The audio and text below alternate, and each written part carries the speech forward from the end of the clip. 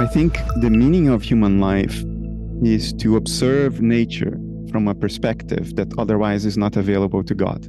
We are spies for God. We have a perspective into our universal dilemma that is otherwise not available anywhere in nature. And from that perspective, life is inherently meaningful because it's not about what you achieve. It's not about your conquests. It's not about the amount of money you have in the bank. It's not about your romantic success or failure. It's about all experiences, because each and every experience, even the terrible ones, even your experience of nihilism and ennui, and all of that turns over rocks and looks underneath that otherwise wouldn't be turned over by nature. And it gives an insight to God that God wouldn't have, an insight about itself that otherwise wouldn't be available. And the challenge for us as a culture is to decouple our conception of meaning from our conception of success. Yes. However, I would put it somewhat differently. I think our value is not just to, as it were, illuminate to God aspects of being. What I was espousing was the idea that the cosmos, including ourselves and God, are in a process of co-creation and therefore of co-discovery. And so to that extent, I agree. But I would say that our significance, the purpose of our life, is deeply bound up with value. I think that the values, the ultimate values of beauty, goodness, and truth, which together perhaps have the form of the sacred, these are the things that are the most important in the cosmos. And one might ask the question, why is there life? I think the reason for this is that mammals, more than any other living creatures, and humans more than other apes, and apes more than the rest of the animals, have the capacity to experience these values, the ultimate values, and therefore to reflect them and to magnify them by their own lives, by doing something to nourish them. And we can choose to ignore them, we can choose to vilify them. And in the current world, quite a lot of people do. But my take on it, for what it's worth, is that the fulfillment of living is embracing these values, reflecting them again to their ground, and helping them to grow.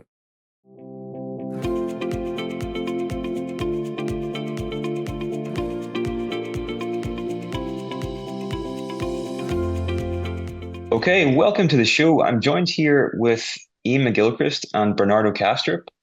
To get started, guys, could you each just give us your basic understanding of what consciousness is and how you arrived there? So let's start here with Iain, if you don't mind.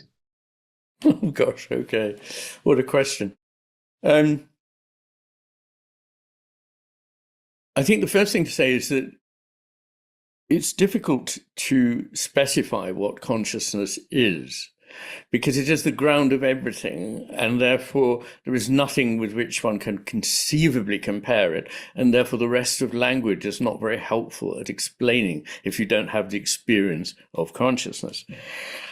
My understanding of it is that it is fundamental, it is an ontological primitive, the ontological primitive. Well, I might qualify the definite article there, but it's something that is not secondary to anything else. And that everything we experience is, in that respect, part of a field of consciousness. I see it as field-like, not point-like. I see it as process-like, not thing-like. I see it as relational. I see experience as the product of an encounter. It cannot be specified in any other way. Well, it can't be specified at all, but attempting to think of it in any other terms, such as it's even a process that's out there or a process in here alone, is not enough. There is an encounter between the consciousness within me, as I perceive it to be, and the rest of the field of consciousness that gives rise to experience as we think outside of ourselves. There is an encounter. Everything that I experience is an encounter. And it's neither good enough for me to say that there just is stuff out there in a kind of naive realist way, nor to say that we just make it all up. No, we respond to something, it responds to us. And it is in this process of co-creation that I think we and the cosmos come about. We might need to talk about God at that point, but I think I'll stop there. Okay. Bernardo? It's difficult to add to that because I agree with everything Iain just said, and I think he put it brilliantly. You see, usually when we say, can you define A? What we mean is, can you define A in terms of B, C, D, E, and F? And you can't do that with consciousness. And some people misinterpret that and say, well, then you're a loose thinker because you're not even defining that which you're talking about. The thing is, everybody faces this dilemma at some point. It doesn't matter what your metaphysics is. So for the physicalist, the question is, can you please define quantum fields? And you can't define quantum fields in terms of anything else because you define everything else in terms of quantum fields. So me and Iain, we would say, we can define everything else for you in terms of consciousness. But consciousness is a primitive. It's that in terms of which we account for everything else. And this is equally valid. It may be even more valid because it doesn't leave an explanatory gap. If you say, well, I can define or explain consciousness in terms of quantum fields, then I'll ask you, please do, enlighten me. And you would draw a blank. But in the case of the person who starts with consciousness, and they say, please, can you define matter to me? And we will proceed and explain. We will say, matter is a cognitive representation in consciousness. In other words, a certain pattern of excitation in consciousness, which represents other patterns of excitation equally in consciousness. So this representation of consciousness to consciousness is what we call matter. And so I would say it's a superior and more parsimonious, more logical, coherent, and more explanatorily powerful way to account for reality. Interesting. Okay. Now, Bernardo, you're most well known for analytical idealism and this specific type of philosophy. Can you maybe just give us an introduction to what that is, and how would you describe it to somebody hearing about it for the first time? Yeah. So most people think that the idealist thinks that everything is in our head. It's precisely the contrary of that. It's the physicalist who says all of your experiences are inside of your head because they are produced by your brain somehow. The idealist will say, the objective idealist or the analytic idealist will say, there is a world out there, all right. That world is outside my personal mind. But that world too is mental. Just like your thoughts are outside my mind, I have no direct access to your thoughts. I can't change your thoughts merely by wishing them to be different. But your thoughts are mental. The same for the external world under analytic idealism. I can't just wish the world to be different and succeed. It is out there. It's outside of me. But it too is made of mental states. And what we call matter is our representation, our cognitive representation of these external mental states, because these mental states impinge on us, and our cognitive system uses that impingement to gather information about external states, and the cognitive system presents it to egoic consciousness or meta-consciousness or metacognitive awareness in this overview form that we call matter, the stuff we see, hear, taste, smell, and touch. Interesting. Okay. Iain, do you have any thoughts on analytical idealism? Like, do you see any limitations in this approach to looking at consciousness? Well,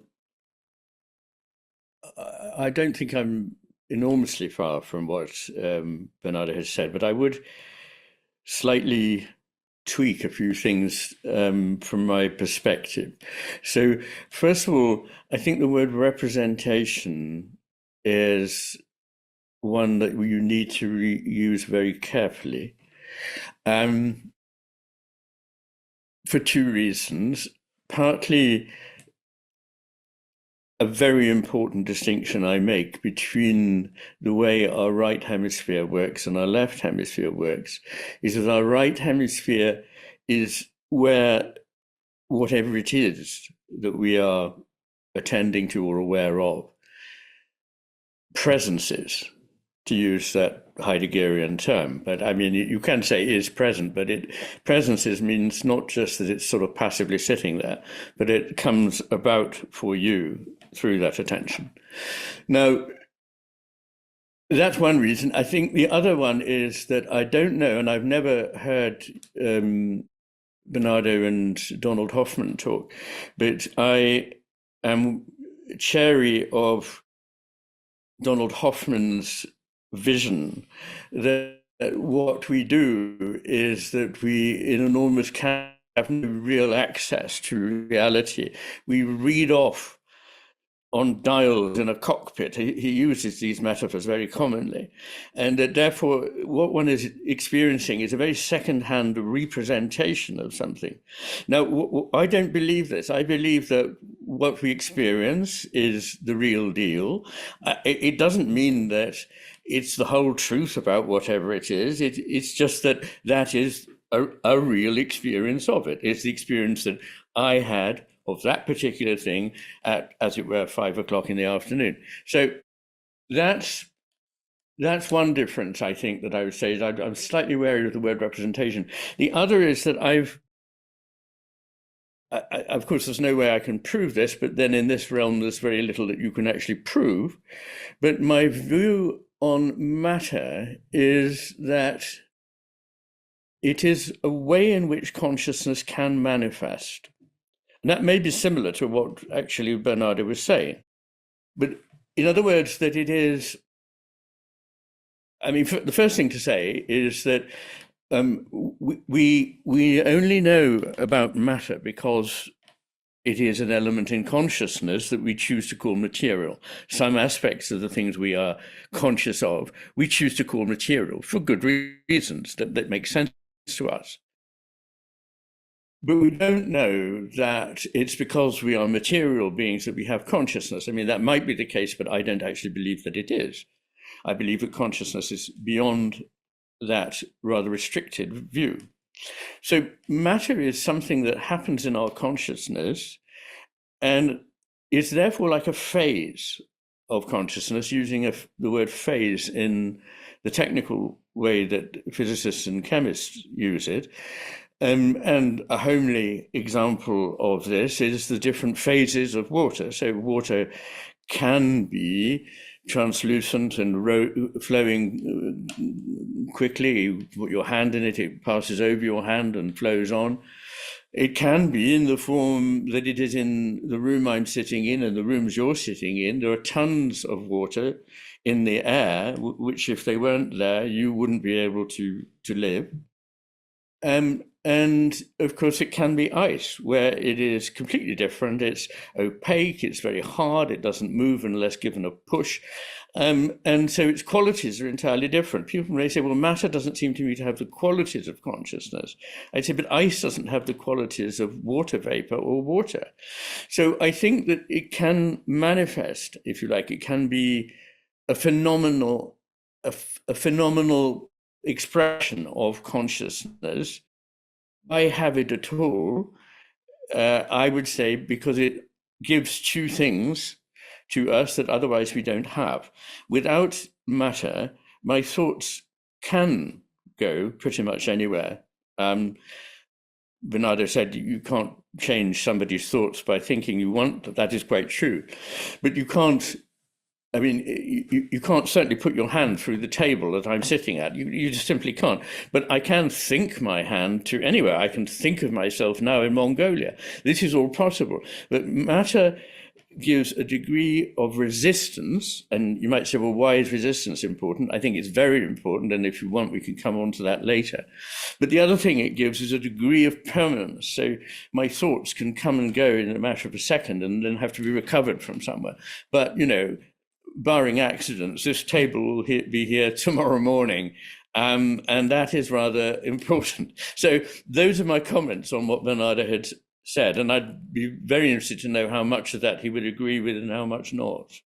Can I ask you just a couple of questions, not rhetorical, just to understand your view better? How do you interpret optical illusions? For instance, there is that illusion of the cylinder that projects a shadow on a chess table. And even if you know that the two squares have the same color, you still see them as having opposite colors.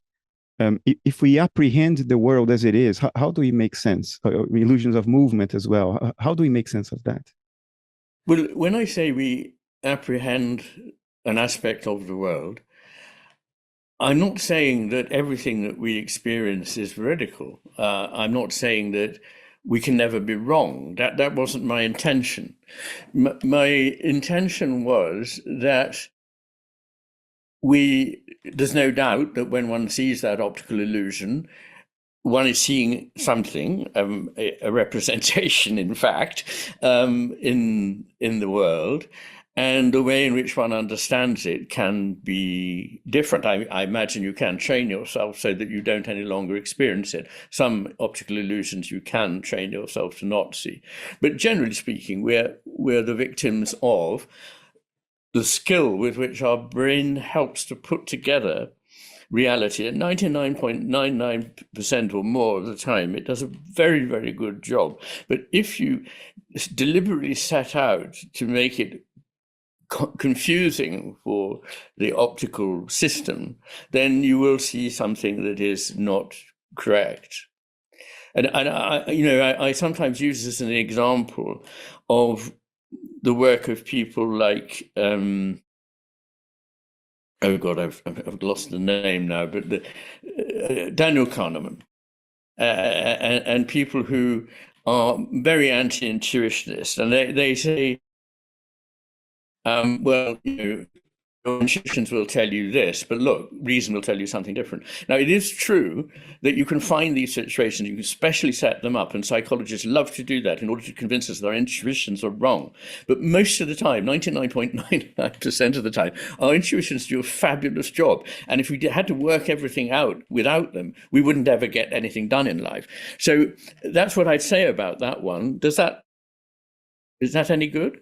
Yeah, do I understand you that you think that there is an intermediation by representations, but the representations themselves actually look like the real thing? They are not, so they don't depart as much from the real thing as you would hear Donald Hoffman say or me say. Well, you see, the thing is, what is the real thing? And if I look at something in half light and I mistake it, what I'm really saying is that under different circumstances, this would manifest in a certain way, which I would recognize, and most of the time it does. But under these circumstances, it manifests in a different way. And I see that, I experience it, I make contact with it, but the deductions that I would make about what it is exactly would be mistaken. Because, as it were, we have no hotline to certainty about anything. In fact, I sometimes say that the only certainty we have is that those who believe they're certainly right are certainly wrong, and even that I'm not so sure of. The argument I normally make, and these are the arguments that convinced me that the world is not what it seems to be, that perception is like a dashboard or a virtual reality headset, like Donald Hoffman puts it. They're technical arguments, and in a certain sense abstract, but I'm used to this because I grew up in science. I was at CERN very early on. So for me, it's like it's familiar territory to use abstractions to infer some things about the world, or at least to infer that certain other things cannot be true. So there are these two arguments. One is based on Carl Friston's free energy principle. And it looks very complicated if you go through the paper and the equations, but in essence, what it says is that it would be entirely arbitrary to assume that the world out there has an upper bound in its entropy. Why would it have? We know that the universe should go to very high entropy states. Why would there be an upper bound? We don't know any physics that would justify that. But we have bound internal entropy, because otherwise we would just lose our structural and dynamical integrity. So the argument goes that if our perceptual states, which are in us, would mirror the states of the world, that's the only way we could say we see the world as it is. It's for our internal perceptual states to mirror the states of the world. If they did that, then we would not have an upper bound in our internal entropy, and we could die just by perceiving. And then there's Donald Hoffman's argument, which is based on game theory, which is that evolution would never optimize for us to perceive the world as it is. It would optimize for us to see the world in whatever way it would be more conducive to fitness. And then he run all these experiments, mathematical experiments, to show that, in fact, these two things would tend to depart. That fitness perception, fitness-oriented perception, stands to be very different from perception that mirrors the states of the world. And then for me, what brought it together intuitively is to think of ourselves as an airplane. Because like the airplane, we have sensors that measure the world. The airplane has humidity sensors, airspeed sensors, and whatnot. And we have retinas, eardrums, outer surface of the skin, and so forth. And the measurement of the sensors in the airplane are presented to the pilot in an encoded form that optimizes the chance of the pilot to react timely to environmental challenges and opportunities. In other words, in the form of a dashboard. And the dashboard conveys accurate information about the sky, but it doesn't look like the sky because that encoding makes it different, and for good reasons. So if I think of us in the same way, we have sensors, we measure the world. Why would this measurements be presented to us in any other way but an encoded manner that helps our fitness, that helps us survive? So that's why I think that, and it dovetails with idealism, because it's difficult to say that endogenous mental states, the only endogenous mental states we have acquaintance with are things like thoughts, intuitions, theoretical abstractions. These are endogenous states that arise within us, and they don't require perception. You can have thoughts, intuitions, emotions, and abstractions, even if you're lying in a perfect sensory deprivation chamber. These are the examples we have. So if there are endogenous mental states out there that constitute the world, why do they have color? Why do they have extension? Why do they sound like something? Why aren't they like thoughts, emotions, intuitions, and so forth? And the answer would be, well, because colors and sounds and scents, these are encoded overviews, like the dashboard of an airplane. We encode correct data about the world in a way that is amenable for us to react promptly to environmental challenges and opportunities. Yes, I've heard these points of view put.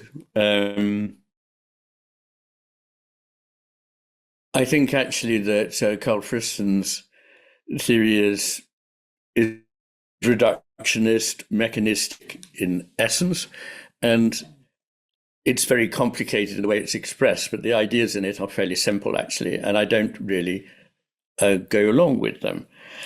But what I would say to what you've just said is a couple of things.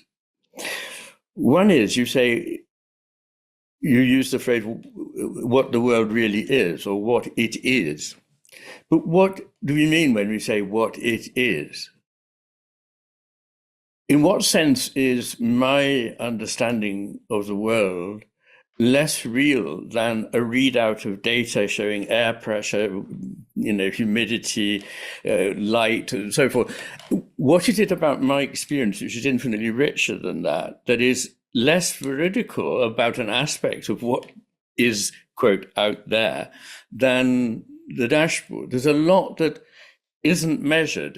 I think a lot of people make the assumption, I think mistakenly, that, and this is really the verificationist position, that if you can't actually test it, measure it, reproduce it, and then it's not real. But there's enormous number of things, in fact, everything that is important to me, that is not measurable. And if you were to measure it, it would have no meaning. Things like love, friendship, sex, poetry, music, painting, ritual, myth, religious, all these things are very real. They're aspects, I believe, of reality, but they're not measurable and they can't be read off on a dial. I concur with that. I'll give you a very dissatisfactory conceptual answer that will not be fulfilling at all, but at least I get away with it most of the time. under analytic idealism, since the external world is made of mental states, experiential states, then there is something it is like to be in those states. There is something it is like to be the world. Under IIT, under integrated information theory, they would say everything that really exists must exist for itself. In other words, it cannot be limited to a representation in some other mind. It must feel like something to itself. So the world exists to itself, meaning there is something it is like to be it. There are certain qualities associated with being the world. And the argument would be that those qualities are what the world really is. What it is like to be the world is what the world really is. But those qualities are different from the qualities of perception, because the qualities of perception represent what it is like to observe the world. And what it is like to observe the world is different from what it is like to be the world. And that's why representations and the world as it is in itself may deviate. That would be the idea. It's a conceptual abstraction, and I acknowledge it. Yes. Well, yes, it makes one think. So fine. I would say that, I mean, I'm always unsure how I can know, or anyone can know, what, if everything is in a field of consciousness and emerges from that field of consciousness, what it actually is like for an element in that field of consciousness that we encounter to be itself. I think it's a hard stretch, but I'm not denying it. I'm not denying it at all. Yeah, we can't know what it is like to be. We can't know. Yeah. No, but and I know you don't. You would say, I think, I don't need to know that. I just need to know that there is something that is, and that is the reality. Well, yes and no, because am I or anyone else fully aware of all that I am and my potential? And is there not a sense in which perception is not even the most useful? I mean, obviously, it's the one that one immediately thinks of. What does it look like? What does it taste like? What does it sound like? Those are all very important, I agree. But for a lot of things, you feel your way into them. And people may say, well, you do that through your senses. Okay, but you do it by an act of imagination, in fact. And having spent many years practicing as a psychiatrist, I spent a lot of time sitting with people and understanding what it must be like to be them. I'm tempted to say, what is it like to be bats? But that's very unkind. So what is it like to be that person? And indeed, in all our lives, we're doing this all the time. And it's how love originates, is that you feel your way into way beyond anything that you can write down as a perception about somebody. And you really do feel as though you're making contact with them. Now, I know a feeling can be mistaken, but the trouble is, it's just one of those feelings that can't be tested. There isn't a laboratory test. But I would put a lot of money on the reality of those experiences, because for me, they have shaped who I am. They have, in other words, there is this reciprocal encounter in which I contribute to what there is other than me, but that what is that's other than me also contributes to making me who I am. And so there's a network of experiences that are harder to pin down than, say, the color blue, that I think are important to take into the picture. Do you think, now it stopped me because I'm having a chance to talk to Iain McGilchrist here suddenly, so it's difficult to, it stopped me when I go too far. Yes, interrupt us at any point and ask an important question. Keep going, keep going. There is this passage by Dante in which he talks about the love that moves the sun and the other stars. Yes, and it's the ending of the of Paradiso, right? I think,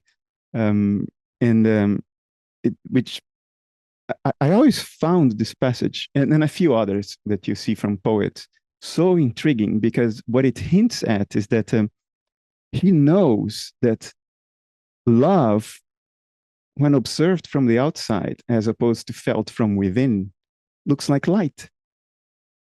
That this association between light and love, and you see that in many spiritual traditions. It's an overall intuition that white light and love go hand in hand. And Dante says that almost literally, the love that moves the sun and the other stars, the outburst of light in a star is the movement of love. Do you think it is conceivable for special people, poets, to gain a more direct access to the world than I can, for instance?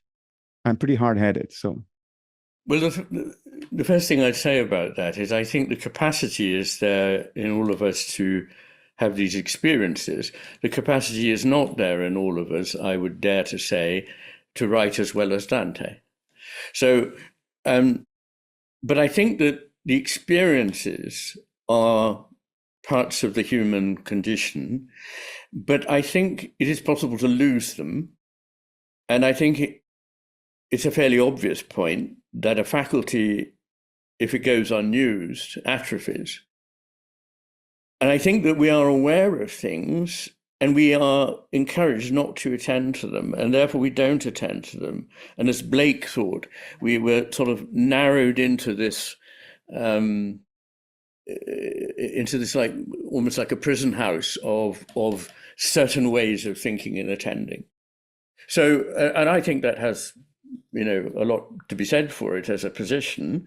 We don't know all the things that we could know, but we do know that some people see them.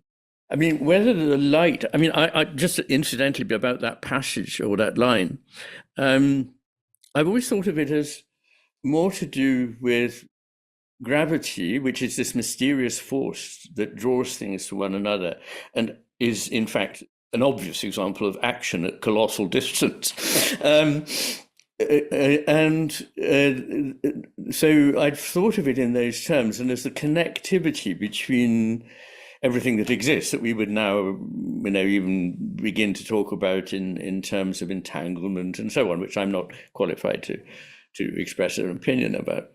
But it's interesting, isn't it? I think it's very important that you draw attention to the light, because yes, light can be love, but light can also be God and can also be consciousness. So we equate light with consciousness and dark with the loss of consciousness. I don't say that we always think that if we think about it. But all Jungians do that, yeah. Yeah, but in a sort of naive metaphorical way, light is associated with consciousness and with God. And with reason, by the way, of course, famously. But I'm with David Bohm, who thinks that this particular connection may be overrated. He took the Great Endarkenment, which occurred in the 18th century, which was an example of, and indeed was something Blake wrote about, that it was narrowing our ability to see what is there into something that can be written down in a way that can be conveyed to anyone else in language, and that they will see the same thing and understand the same thing. And of course, this is very a very partial way of thinking about what we know. And while I find myself in the curious position, I imagine you do too, although I might be a bit less conventional than you are, but I find myself, defending science and defending reason in an age in which people say, oh, everything is just science and reason. Actually, a lot of our culture is now anti-scientific, and I think a lot of the scientific culture itself is not scientific enough. Exactly. Yeah.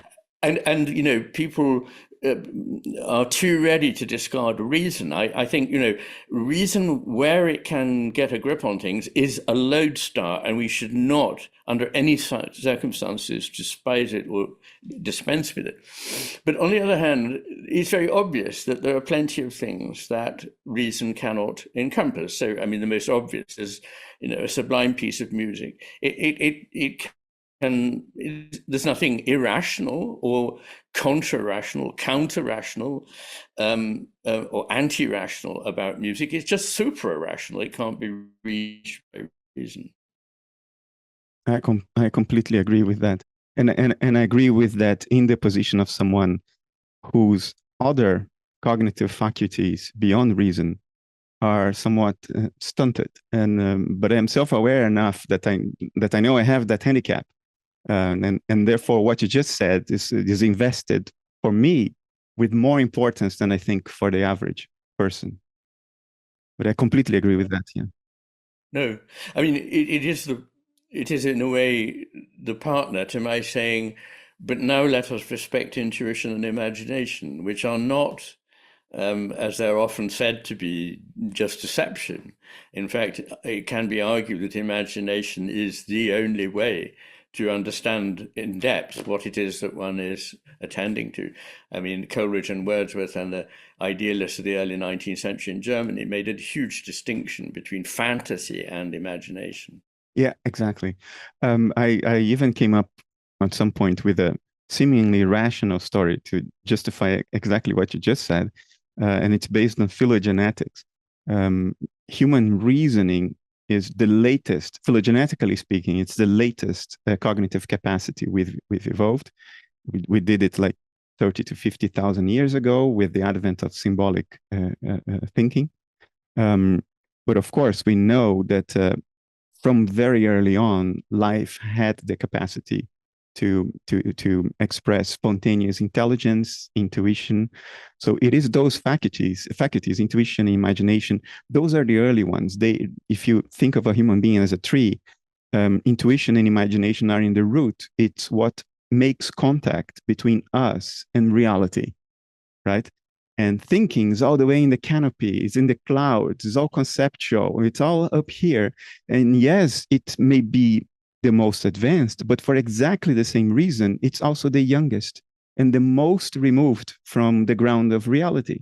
For the same reason that it is advanced, it's the most removed from the ground of reality. And typically, it's people like me who have the other mental faculties stunted that put reason above everything else, because then they can self-validate. I became old enough to be able to play this kind of self-deceptive game. So what I'm left with is a benign form of jealousy towards people like Dante and Goethe, who is my hero, Jung. But yeah, we live with the cards we are dealt with, right? That's the deck. we play the hand we've been dealt, and I suspect you're casting yourself in an unfavorable light there, or maybe you think it's a favorable one anyway. But anyway, I'm not going to argue about who you are, but it's an argument I would lose. Yes, I mean, I think it was Mercier and Sperber, wasn't it, who suggested that, in fact, the faculty of reason emerged not in order to arrive at truth, but solely to be able to convince other people of a position. So it was really a kind of way of exerting power. And there's some truth in that. But there is also a mystery for me, I mean, which I'd like to hear what you have to say about it, which is, I believe truth is very, very important. And as I get older, I think truth is more and more important, that it is almost the thing above all things, but you can't really put it above goodness and beauty. But it's absolutely there as an increasingly powerful concern for me in an age in which truth has been trampled on. So I can see that because I believe that values are not made up by us. I mean, the specific things that we choose to value change culturally, although the amount that they do is less than a lot of people think. But obviously that is the case. But the fact that there is goodness, there is truth, that there is beauty, that all peoples in all worlds see these things, is not that they've made them up to cheer themselves up. In my view, they are aspects of reality that they either respond to and help to grow, or they don't. Now, with truth, there is the extraordinary thing that somebody like Richard Dawkins, who believes that the universe is just an outcome of absolutely meaningless movements of of stuff that has no none of the interiority that we think is so important. He nonetheless thinks that truth is terribly important, so much so that he will say that, you know, a child that is dying should be told up front that they're dying now, and you know that can be argued, but it's a brave man who says that's definitely the right thing to do, and will also say that, you know, things that are comfortable to people must be debunked. Well, if you believe that the world has no particular meaning or purpose, why not allow people to maximize their comfort and happiness? And if that means doing away with something that you, Richard Dawkins, think is true, then there shouldn't be a problem about that. But I think there is a problem, because we are somehow wired to think truth is incredibly important. Even Dawkins says. So we're all thinking truth is really important. How come? Nietzsche wrote about it extensively. He questioned precisely that. I think the metaphor he used is that we think of truth like a beautiful lady, and we can't take our eyes. We go after her, and you know, why? He asks, why don't we just adopt whatever position or perspective is most functional? He didn't use the word functional, but in modern parlance, that's the word he would have chosen. So he echoed what you just said. I see the reasoning. I will confess something to you, another confession. I am helplessly committed to truth. And although I understand Nietzsche and I understand you, I can reason my way into that. I can conceptually agree with that. Something inside me thrashes about. Something in me, I prefer to know what is true, even if it's terrible news. So do I. So I mean that's not a confession, and it's just sharing what I said, which is I believe truth is almost the most important thing. So I have a very strong allegiance to it. And I make sense of that because I believe in a world that is more than purely material. I mean, that we don't really begin to scratch the surface of, but we're just not in a position to be able to rule out all these things that don't get into the reductionist materialist calculus. But for somebody who does think that was my only point, that, you know, if you are somebody, so it's perfectly explicable why I, like you, think truth is so important. But I find it hard to understand why some people who have what I consider a very sterile and jejune sort of vision of what the cosmos is would still think that truth was important. That's the thing, and I think this is a great danger. Some people think that they arrived at a certain truth, and they've lost their ability to question whether they are really right, especially when they have been committed to that for most of their lives and associate their own persona and image with that. Later on, it becomes very hard to even start re-questioning it, because it's like I'm throwing away my life if at the end I concluded that I was wrong all alone, right? So people back away from that. And I think there is great danger when not only you are committed to what you perceive as truth, but when you think you have the truth and now you have to impose that on everybody else. Now you have to tell the child that is dying that the child is dying and there is no soul and there will be just nothing. Now it is unethical, immoral, downright irresponsible. And why do people do that? I don't think there is only one answer. It would be too arrogant to think that there is only one answer. But I think one of the answers is that some people, although at the conscious metacognitive level, I'll use the word metacognitive because I think everything's consciousness, like you. At the metacognitive level, they think that that's what they really believe in. But there is something deep inside that is shaking his head and saying, no, no, no, no, no. And they need reassurance against that, against the Jungian unconscious. And for that, they need to build a team around themselves. They need to convince everybody of their truth, such that that energy from the unconscious now can be resisted by a collective effort. And therefore, you need to tell the child that is dying that there is nothing on the other end, and that it's all for nothing, and all that pain is for nothing. And I suspect this is part of it. Richard Dawkins is clearly an activist. He's not just scientist. He is a philosophical activist, not a philosopher, but an activist. And why? Why do people feel that they need to be, activists for bad news? Yeah. I think you're absolutely right. I mean, spot on. And if you ever feel like a change of career, I think you'd make a very good psychiatrist. So I think your unpacking of the unconscious motivation is absolutely right. And it does explain the extraordinary vehemence which the reductionist materialists have, almost unnecessary, but sort of anger with anybody who suggests they might be wrong. It doesn't seem to work so much the other way around. But these people are furious if you even suggest that, their way of looking at things is not the whole story. And I think it is because they have invested in it.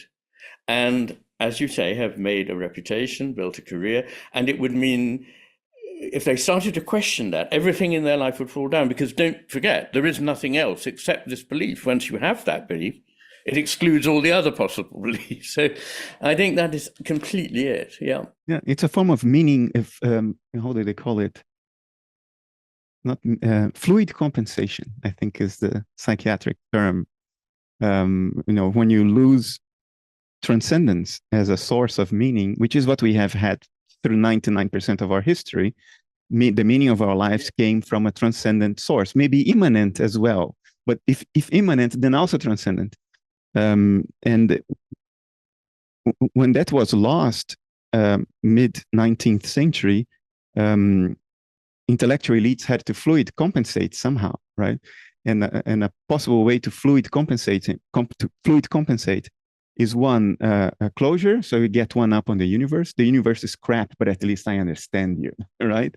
And two is self-differentiation. Like, I am better than the masses that entertain fantasies. I am the guy who is brave enough to stare the horrible facts in the face, right? So that's a form of fluid compensation. If you withdraw that from them towards the end of their lives, it's a cataclysmic psychic event and needs to be resisted tooth and nail. I absolutely agree with that. It's so true. And there is, the witching hour. There we are.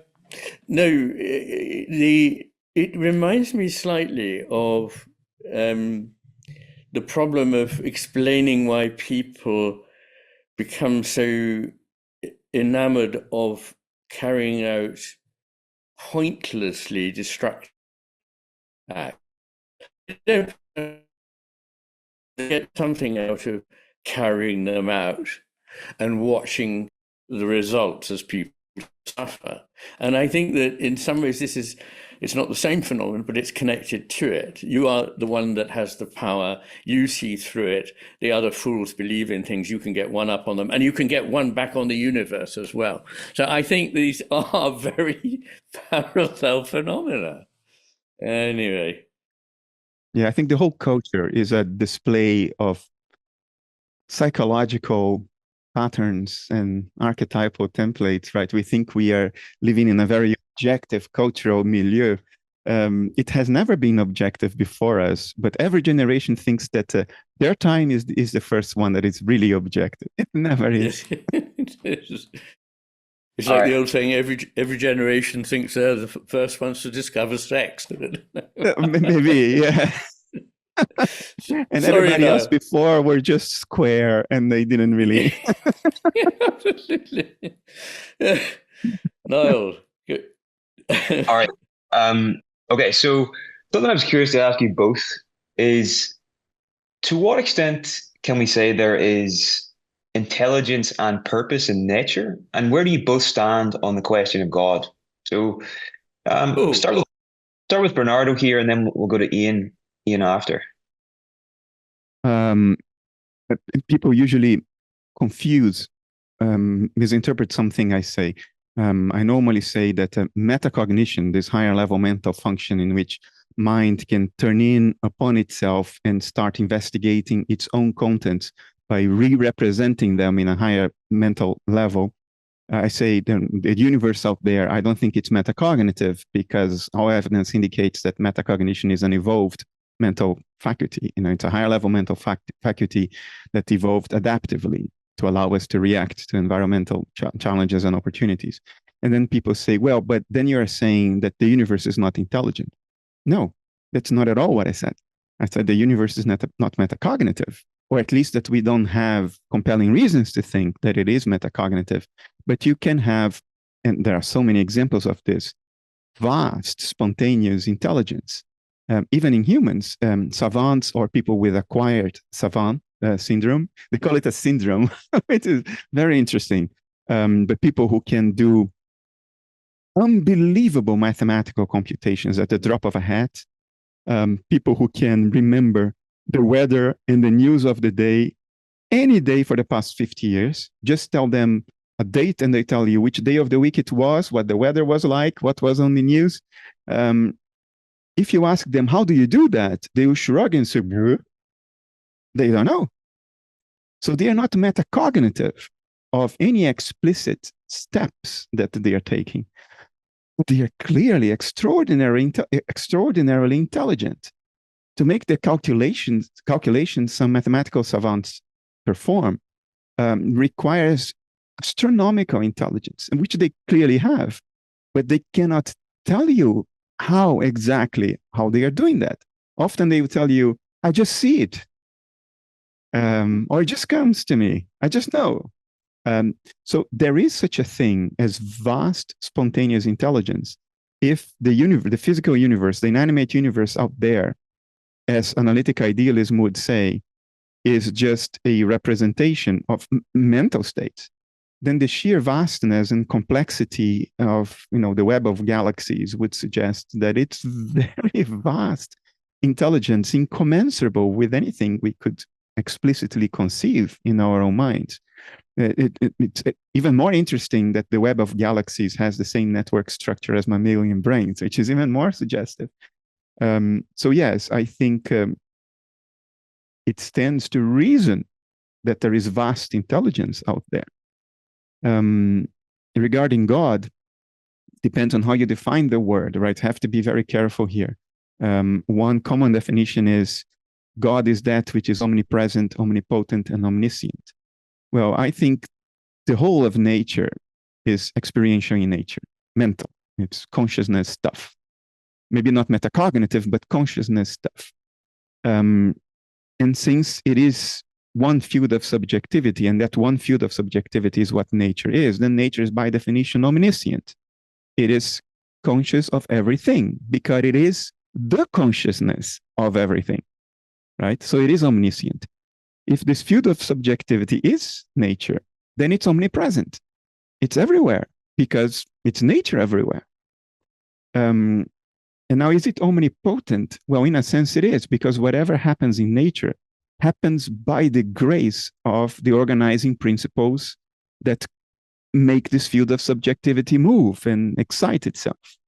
So it is omnipotent because there is nothing that happens that doesn't depend on a movement of this field of subjectivity. Sorry, can you clarify what you mean by omnipotent? Omnipotent is that you have the power to do anything. And of course, you have to qualify that. You have to exclude logical contradictions from that, because that's just a conceptual trick, right? Again, it's like the unstoppable force hitting against the unmovable target. We create these logical contradictions in our heads, and the scholastics were very absorbed in this stuff. So if you don't get into that conceptual trap, then this field is omnipotent. It can do anything that is allowed for by what it is. And what it is what there is. There is nothing else. In other words, so long as you don't expect it to be able to do something that contradicts its very essence, its very archetypal templates of being. In other words, it doesn't contradict what it is. So long as you avoid that, then it can do anything, because everything that happens by means of it and its archetypal templates and dispositions. So I'm comfortable myself using the word God in my own inner chatter. I'm comfortable praying to God. But it's not a God that is anthropomorphic and sitting somehow outside nature and meddling with it and intervening with it from the outside. I see it as a God that is both immanent and transcendent, because the physical world I perceive is my own cognitive representation of what there is. I'm even open to the idea of Iain that these representations may actually be very close to the real thing. There are reasons to think that they are not, but I think the jury may still be out on that. But the real thing is immanent in the representations, of course. I am immanent in the digital image on your screen right now. I am not limited to the digital image on your screen right now, but I am immanent in it. And from your point of view, I'm also transcendent. You cannot reach out to me and grab me right now. I transcend your ability to be acquainted with directly at this moment. So I am both immanent and transcendent from your perspective. I think that's my way of relating to the concept of God. God is everywhere, but it is also transcendent in the sense that it transcends everything that I can apprehend. And yet everything that I can apprehend exists by the grace of the presence of God, this field of subjectivity. Beautiful. Okay, we'll move to Iain then. Yeah, can I just ask you, Bernardo, I thought you were expressing a Spinozist point of view until the very end, and then you seemed to say something that was not just Deus sive natura. Maybe I misunderstood, or maybe you would say Deus sive natura. Spinoza is vastly misunderstood. And the thing is, he was misunderstood already in his time, because before he published Ethics, the Ethics was published posthumously, very shortly after he died. But in the Tractatus Politico-Philosophicus, he does hint at the core ideas in the Ethics, including Deus et natura, right? Yeah, God is nature, nature is God. God or nature, interchangeable. Deus sive natura, God or nature, Yeah. So even after the publication of the Tractatus, he was misinterpreted, because people thought that what he meant is that there is nothing to God but physical nature. And in his lifetime, in a letter he sent to his friend,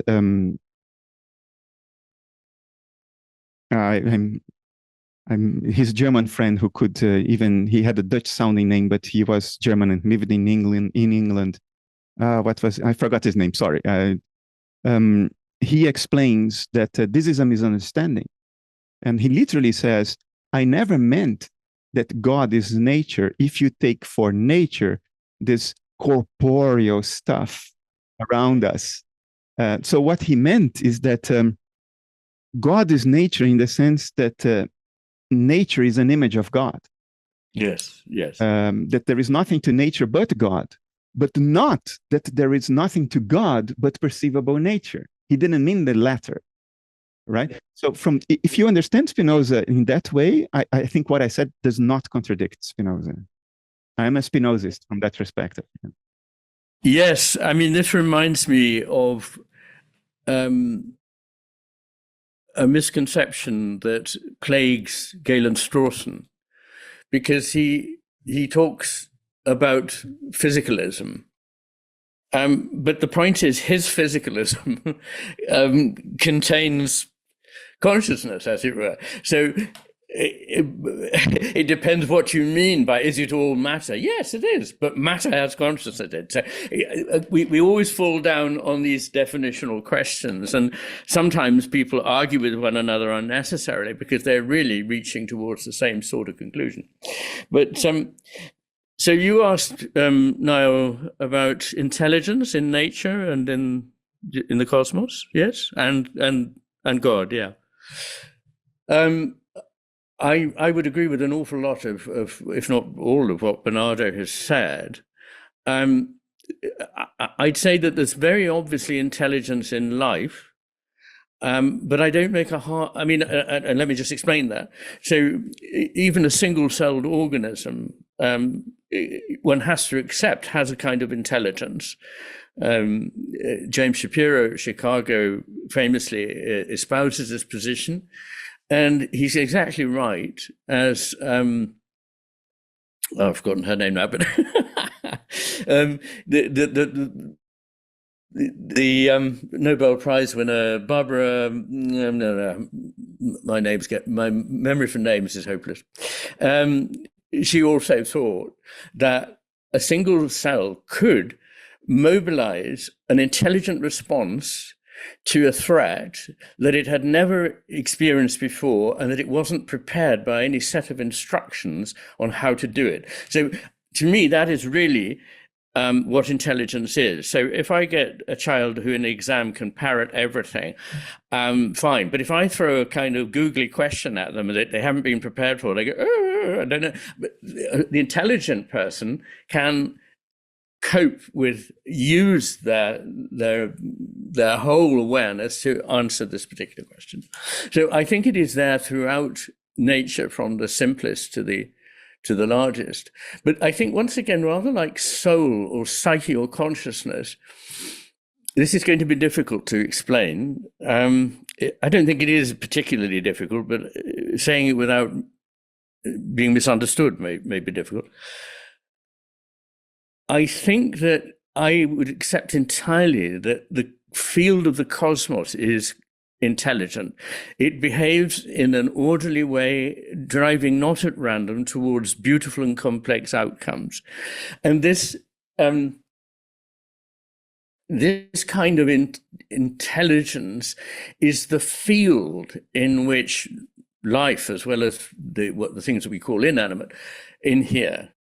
And in a similar way, you can think of both consciousness and God. So you can think of consciousness as the internal thing, like in the cell there is intelligence. Or you can think of intelligence in the entire system of nature. Similarly, you can think of consciousness as being inside something. But you can also think that whatever it is part of a field of consciousness. It can't be separated from consciousness. And that we all exist in a presumably infinitely interconnected set of fields of consciousness. And this also works for God in a way that is complementary to what I understood you to be saying about your understanding there of God. And it's from the difference between pantheism, which Spinoza is normally said to have espoused, and panentheism, which is the difference being that God is not just everything, but God is in everything, but it's not exhausted by the sum of everything that we can know, or everything at all. And I think it goes both ways, that God is in everything, and everything is in God. Everything is in this field of potential creativity, intelligent creativity that is the cosmos, and that we partake in the different ways in which it can manifest. It's like an unbelievably brilliant choreographed unfolding of something, in which the gradual unfolding of things does nothing to diminish its overall unity, but rather it expands on what we had not been able to perceive till that point. And perhaps it itself didn't even know that it had in it until it sees it manifest. So that is how I think of intelligence, as intrinsic, field-like, and also something that can be interior to particularly living bodies, living entities. And I see consciousness as very similar in that it is both something we're in and is in us, and God is also something we are in and is in us. So is in everything, in fact. So I think that's fairly similar, probably, to what you were saying. The only thing I don't know enough about, and, in this area, I'm very tempted to say with Montaigne, que sais-je, what do I know? those words resonated all my life, but blimey, at the age of 71, they really resonate. But I can't be sure about the nature of that divinity. I'm not entirely satisfied with the idea of a purely abstract or sort of disembodied cerebral something or other, which is why I think that God has to be immanent as well as transcendent. And I think that's the point you were making. And I think, in fact, the brilliance of the Christian mythos is that at the center of it, there is a God who is transcendent, who is also immanent. And that is extraordinary. So what I'm trying to say... That comes from the Trinity, right? Comes from the Trinity, yes. Which was always something I didn't understand as a child. But it comes most of all from the incarnation, of course. So I see no limits to what God can be like. And of course, the big puzzle is why there should be suffering if there is this God. But I'm afraid I have a banal answer to that, but I think it's a difficult one to escape, which is that the nature of God in all religions I know of is something relational.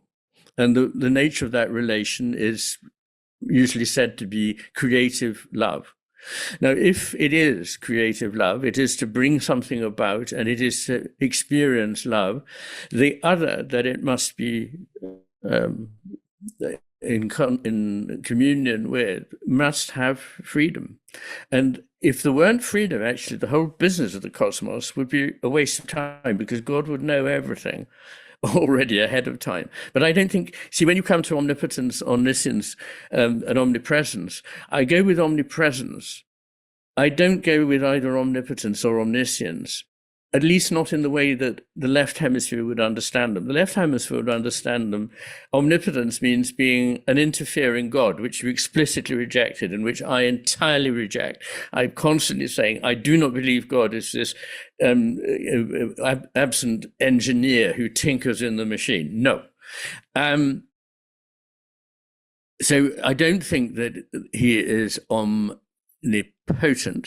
but I also don't think he's omniscient in the sense that the left hemisphere sees it, which is to know all the facts, as it were.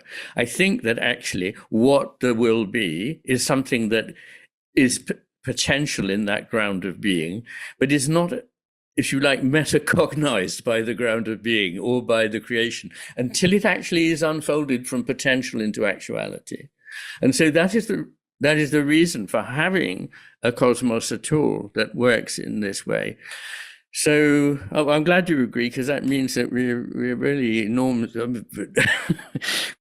We do see. It's very, very comforting for me to know that someone I respect as much as you and thinks along the same lines, because I think that the more people think in a certain way and may have come to the same conclusion but from completely different backgrounds, that is very helpful. And the thing I like about the train of thought that I try to bear out in my work is that the two things that I do know something about, which are the world of the humanities and the world of science, neuroscience at any rate, lead to the same sort of conclusion, that philosophy drives us to certain conclusions. Neuroscience would, of course, it can be made to answer to various different philosophies, but I think it clearly shows, I argue that it clearly shows a certain vision. Physics, which I'm not a physicist, unlike you, Bernardo, but I have a group of friends who are, and I call them my tame physicists. So when I'm about to say anything about physics, I send it to them and say, is this okay? And they go, imprimatur, or they say, no, I think you ought not to be saying it. So, but what I understand about physics is also leading to the same place. And it is also the same place that has been recognized for a couple of thousand years or more in the wisdom traditions of all the civilizations that I know. So that's perhaps a rather long way of answering the question, but it's a very big question, Niall.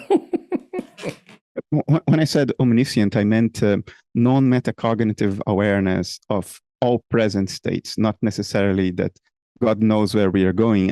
I don't think he, they, she, it knows, because the universe is computationally irreducible. The only way to know is to get there, right? And I think that's the whole point of existence, is to set it in motion, and so God can discover itself by letting itself play out and unfolding itself to itself through our eyes to some extent. This is A.N. Whitehead's vision that the cosmos and the ground of being co-create one another, and in a process that is unending discovery and creativity. So that's definitely where I'd put my money. And the thing about metacognition, have we got a moment, Niall, or would you like us to stop? No, let's keep going.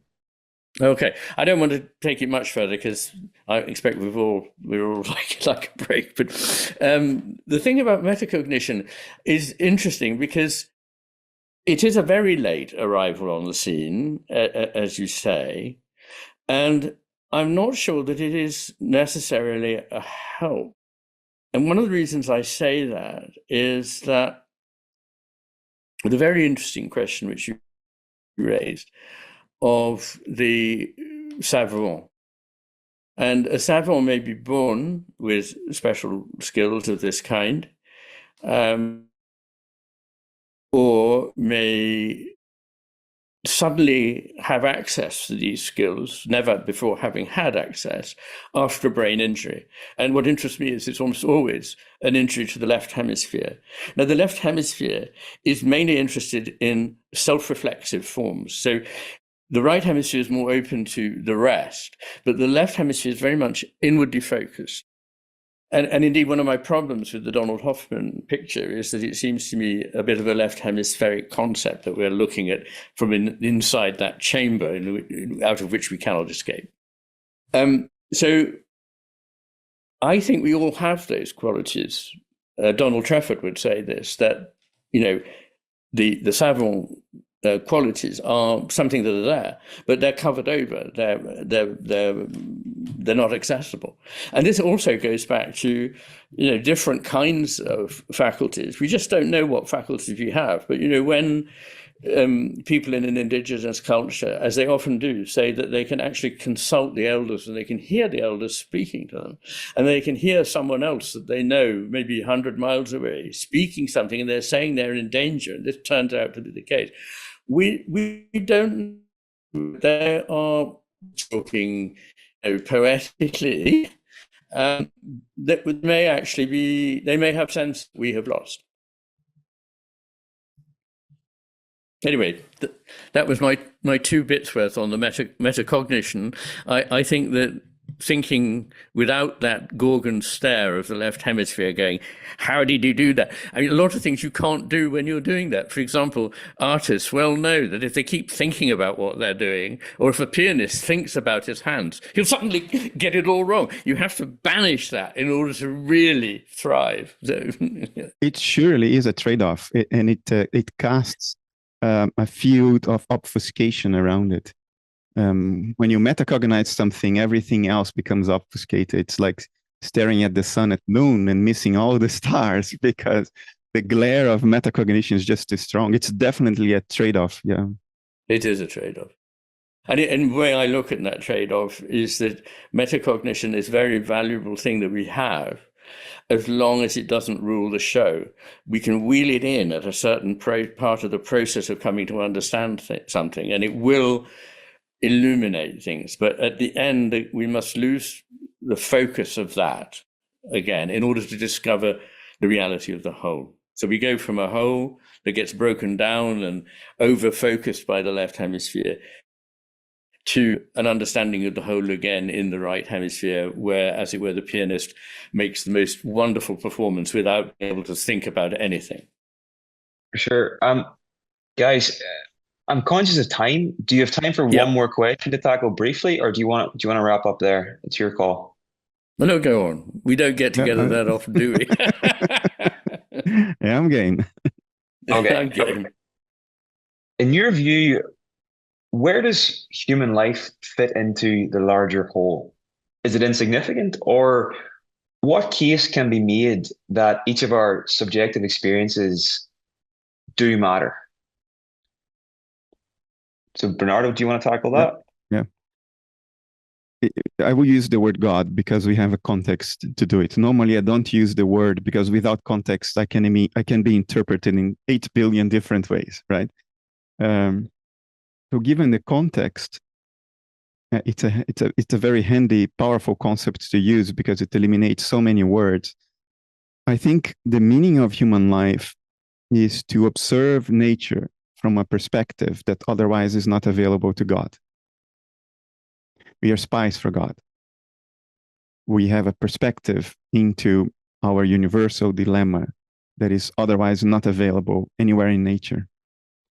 And from that perspective, life is inherently meaningful because it's not about what you achieve.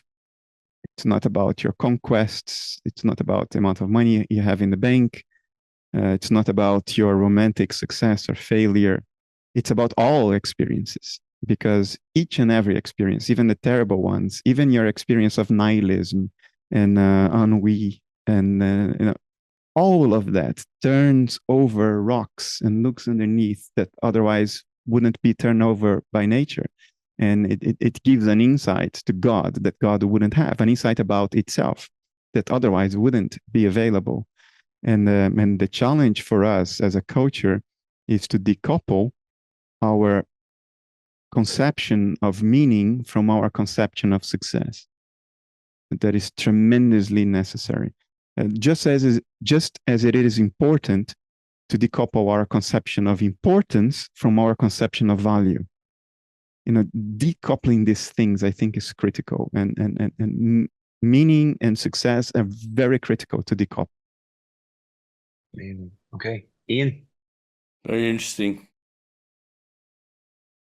Yes. However, I would put it somewhat differently. I think our value is not just to, as it were, illuminate to God aspects of being. I mean, what I was espousing was the idea that the cosmos, including ourselves and God, are in a process of co-creation and therefore of co-discovery. And so to that extent, I agree. But I would say that our significance, the purpose of our life, is deeply bound up with value. And of course, by value, I don't mean the values of this world. I mean, or not the values that we currently espouse in our culture, the ones that you enumerated. I think they are to do with responding, because I think the cosmos is responsive. As I've said, everything that I experience is an encounter, and it's a two-way process. I think that the values, the ultimate values of beauty, goodness, and truth, which together perhaps have the form of the sacred, these are the things that are the most important in the cosmos. And one might ask the question, why is there life? And I have an answer to this. I mean, again, Whitehead said, so why is there life at all? We're told that, it's a striving for persistence in being. Really, if you want to persist in being, it's much better to be inanimate. I mean, a mountain can last for billions of years, but we only last for short periods. But I'd also add to that, over the course of evolution, our lives have got shorter, not longer. So the most primitive creatures are actinobacteria in the depths of the ocean. And some single examples of these are 1 million years old. So they win hands down if all it is about is survival. But I don't think it is at all. It's an artifact of science having perfectly legitimately ruled out any discussion about purpose or value, that it finds no purpose or value. It wouldn't do, would it? But it can't then pronounce that there is none, because it hasn't set itself up in a way to be able to answer that question. So what I think about the business of the human is that as life gets more complicated and more expensive in terms of energy, and bucking the trend towards, not abolishing the trend towards entropy, but bucking it for a time and a place, I think the reason for this is that mammals, more than any other living creatures, and humans more than other apes, and apes more than the rest of the animals, have the capacity to experience these values, the ultimate values, and therefore to reflect them and to magnify them by their own lives, by doing something to nourish them. And we can choose to ignore them, we can choose to vilify them. And in the current world, quite a lot of people do. But my take on it, for what it's worth, is that the fulfillment of living is embracing these values, reflecting them again to their ground, and helping them to grow. And I just want to say something about the size issue, because Niall, you sort of hinted that, can we be important because we are so small? And I think this is a very, again, in my terms, left hemispheric way of thinking, because it is not interested in quality very much. It is far more interested in quantity. If there's lots of something, it's much better. And I sort of say to people, well, look, hang on, what about the things that really matter to you? If you're completely blown away by a wonderful performance of a piece of music, or by an exquisite, like a visit to Chartres Cathedral, or whatever it is, just the love you have for the most loved person in your life. And, how big is it? Well, obviously it's a silly question. It's the sort of question that falls foul of the measurement issue that we started off by, my saying anyway, that I think is part of the difficulty in trying to understand ourselves. How big are the things that we are valuing? And I think there is no way of saying it other than, they're as deep as the ocean, they're as broad as the sky, whatever it is. My love is like that. I can't say how big it is. So these things are important. And I think that is a reason for hope, because when we look at the state of the world now, and there are many reasons for being worried, I think probably most people would agree, that they tend to go into a sort of panic and say, but what can we do? And of course, there are things that we can do by banding together to promote certain values and change the political situation and so forth. All of that is certainly possible. We can also, at a slightly more local level, but I think even a more important level, begin to model a way of life in small communities that would form a kind of flourishing that can carry on if our civilization collapses. And there are such little seeding places or foci of this kind of thinking and life, of which I feel very proud, or rather honored, because it's nothing to do with me, to be sort of associated. But the third thing is the thing that sounds initially least important, but is from a certain perspective the most important, is that the only thing that you experience, I experience, or any of us experiences is the world we create, half create, co-create. And that world is the reality that we are contributing to, and it's the only bit of the reality over which we have more or less total control. And so we can start by changing who we are and how we think and how we behave, what we take the world to be, what we take humanity to be, and what we take the cosmos to be. And so here endeth the sermon, but that's really the way I would look at it. Fantastic. Wow. Fantastic. Okay, right. We'll end on that note. I want to say thank you so much to you both.